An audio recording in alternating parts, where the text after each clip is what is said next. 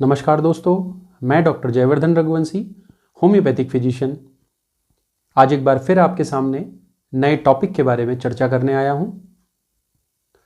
एक ऐसी बीमारी जो अभी भारत में हमारे गाय, भैंसों और बछड़ों में बहुत ज़्यादा पाई जा रही है, उसके बारे में आज हम चर्चा करेंगे।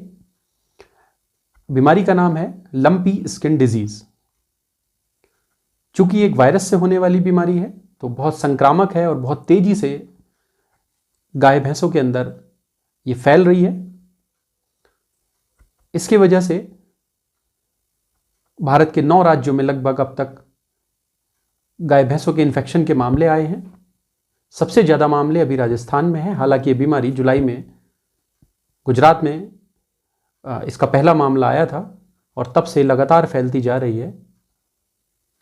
गुजरात, राजस्थान के अलावा महाराष्ट्र, पंजाब, हरियाणा, मध्य प्रदेश, उत्तर प्रदेश, हिमाचल प्रदेश और उत्तराखंड, इन सभी राज्यों में ये मामले लगातार बढ़ते जा रहे हैं। अब तक हजारों जानवरों की इससे मौत हो चुकी है।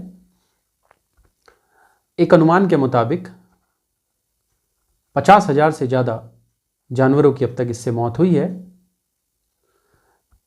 पशुधन विभाग के आंकड़ों के हिसाब से लगभग 80% पशुधन इन्हीं 9 राज्यों में रहता है जहां पे इसके मामले ज़्यादा पाए जा रहे हैं। ये जिस वायरस से बीमारी होती है उस वायरस का नाम है कैप्रीपॉक्स वायरस।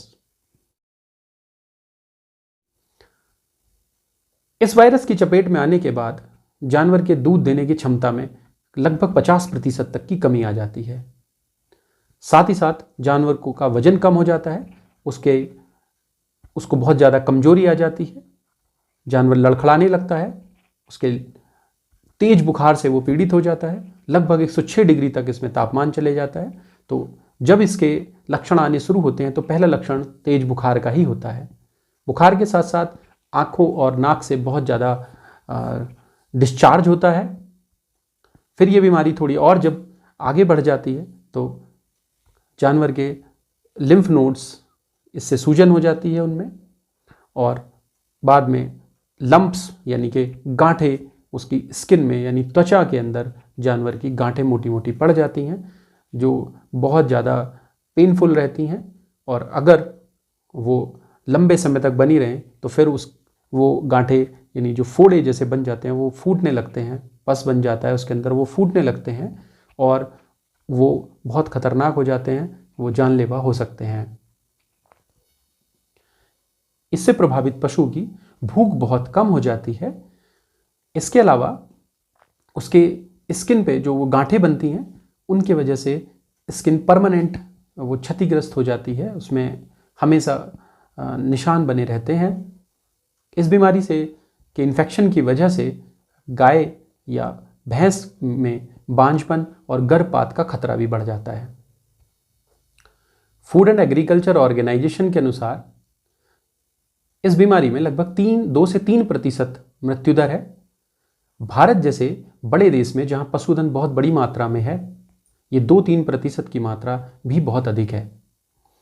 ऐसे में इसकी रोकथाम बहुत ज़्यादा ज़रूरी हो जाती है।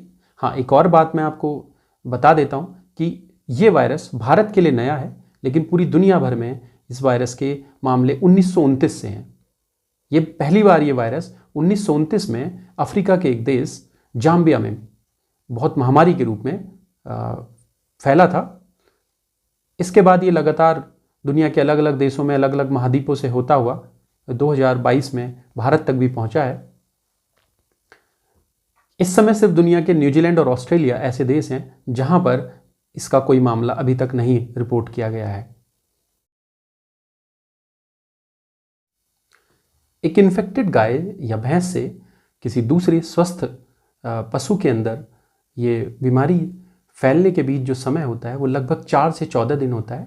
मतलब एक बार किसी इन्फेक्टेड गाय से ये दूसरे स्वस्थ गाय में जब बीमारी पहुंचती है तो लगभग पहला लक्षण आने में 4 से 14 दिन का इसमें समय लग सकता है। और पहला लक्षण मैंने बताया था, तेज बुखार आता है।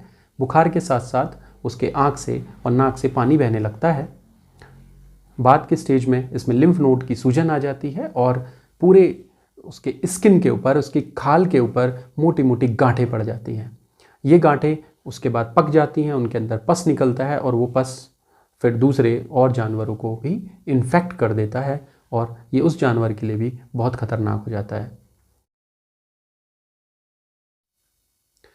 इस बीमारी को फैलाने में सबसे ज़्यादा मच्छर और मक्खियों का योगदान होता है। हालांकि अगर इंसान किसी इन्फेक्टेड गाय के दूध को निकालते समय या उसके उस गांठ को छूने के बाद दूसरे किसी स्वस्थ गाय या भैंस को छूता है तो उससे भी वो इन्फेक्शन उस जानवर में जा सकता है।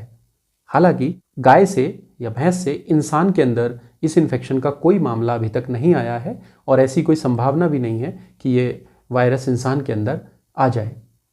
इस मामले में बहुत ज़्यादा सावधानी बरतने की आवश्यकता है।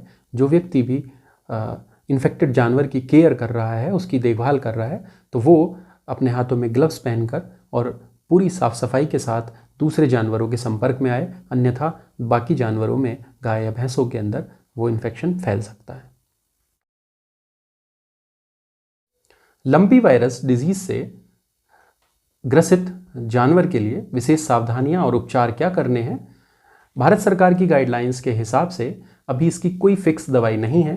हालांकि वैक्सीनेशन पहले से उपलब्ध है तो वैक्सीनेशन का लाभ ले सकते हैं, लेकिन चूंकि इसकी कोई फिक्स दवाई नहीं है तो जानवर को लगातार आप उसके तापमान और उसके इन्फेक्शन को कंट्रोल करने के लिए कुछ एंटीबायोटिक्स या तो बुखार कम करने की दवाइयाँ दे सकते हैं।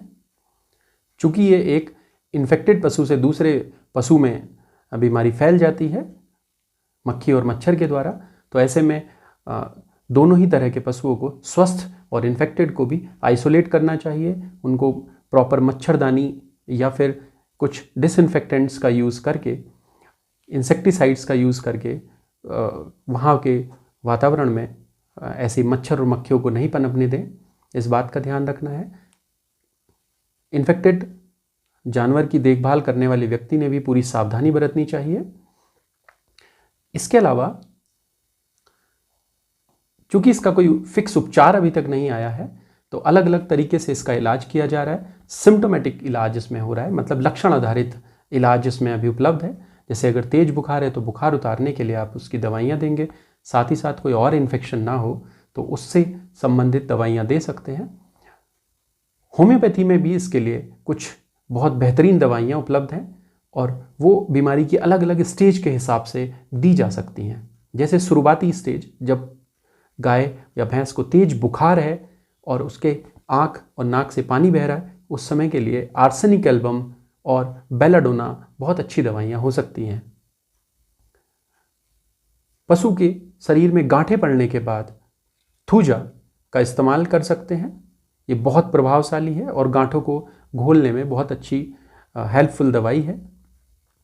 बीमारी अगर और ज़्यादा बढ़ जाए, उन गांठों के अंदर यदि पस फॉर्मेशन हो जाए, उसके अंदर अगर वो फोड़े बन जाएं और उनमें रिसाव होने लगे, उसके अंदर से कुछ तरल पदार्थ निकलने लगे, तो ऐसे में किलकीरिया सल्फ, सिलिशिया और लेकेसिस दवाइयाँ बहुत अच्छी हैं जो कि इस बीमारी को पूरी तरह ठीक करने में सक्षम है। तो मैं आशा करता हूँ कि आप इन दवाइयों का, यदि कोई गंभीर ऐसा पशु है जिसको लंपी वायरस के लक्षण हैं, तो उसे आप इन दवाइयों का सेवन जरूर कराइए और साथ साथ उसके विशेष देखभाल करते हुए आप अपने पशु चिकित्सक से भी लगातार परामर्श करते रहें। मैं आशा करता हूं कि मेरे द्वारा दी गई जानकारी से आप जरूर लाभान्वित हुए होंगे और इस चैनल को सब्सक्राइब करते हुए ज़्यादा से ज़्यादा लोगों तक ये वीडियो शेयर करिए ताकि लोग इस बीमारी के बारे में जागरूक हो सकें और अपने पशुओं को इस गंभीर बीमारी से बचा सके। धन्यवाद।